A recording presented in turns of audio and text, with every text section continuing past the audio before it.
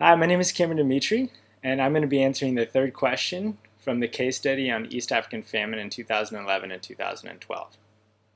Now, I'm going to try to answer this question through three main innovations.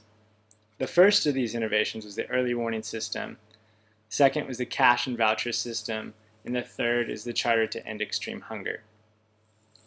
Now, the early warning system in itself is nothing new. It's been around in previous crisis scenarios. But what is in particular in this case, there was even 78 bulletins and 50 briefings from the Famine Early Warning Systems Network and Somalia-focused Food Security and Nutritional Analysis Unit that predicted that a severe drought would happen if nothing was done. And that drought would lead to famine. So the early warning systems were in effect, and they were successful. But what was not successful was its implementation. And so out of this lack of implementation, there was a movement to link non-political and needs-based early warning signs of disaster with a timely and appropriate response. And this was done, or attempted to be done, through providing NGOs with more agency and responding preventatively to crises through more pooled funding mechanisms. So one of these mechanisms that was an indigenous movement was actually done in Kenya, and it was called the Kenya for Kenyans Initiative. And this was money that was sent through cell phones, through national remittances, through the M-Pesa system. Now, non-indigenous movements that were done during this time could be seen through the likes of the UK's IDHE. And IDHE created something called the Rapid Response Facility.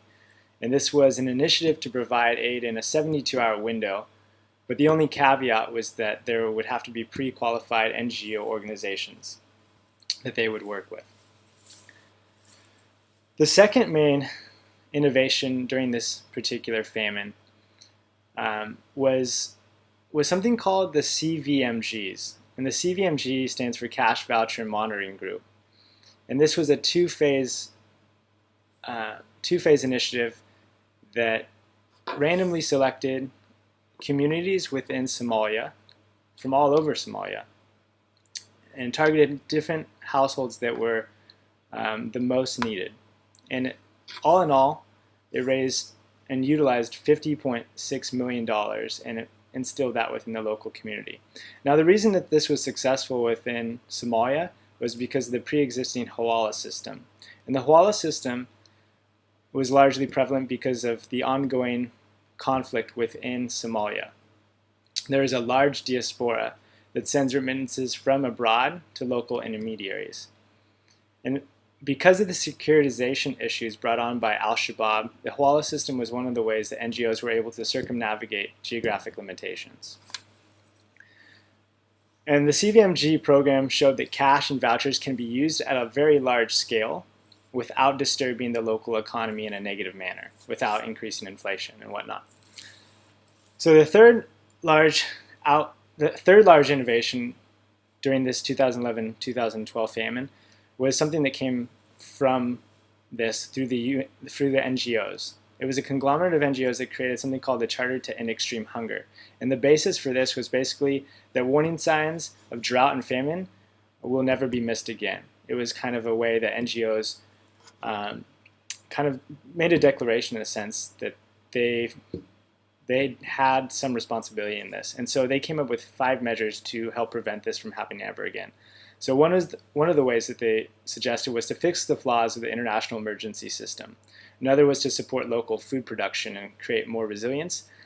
Another was through the services and protection of the world's poorest inhabitants, and then also to provide food that everyone can afford, and to also reduce violence and conflict.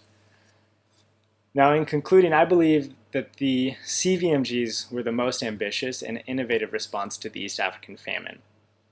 It is something that could be utilized in other communities, and it can be scaled up on a large system. For it utilized local populations, it utilized local systems, and it showed that cash responses can be effective, widely effective. And then also the Charter to End Extreme Hunger was established to set a precedent for timely and appropriate responses to the prevention of future famines. So I think those two